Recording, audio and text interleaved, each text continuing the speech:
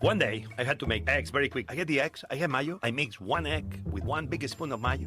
I whisk, I put it in a shallow kind of crystal plate, a little bit of fat, I put oil and butter, I think a little bit. I put that egg mix of mayo and egg, I put it in the microwave, 30-40 seconds.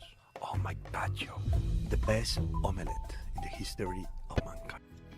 There's no way this works. Let's try it.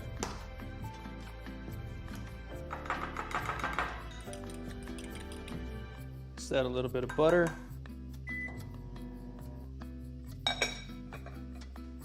A little bit of cheese, pinch of salt, pinch of pepper. Actually, not bad. What?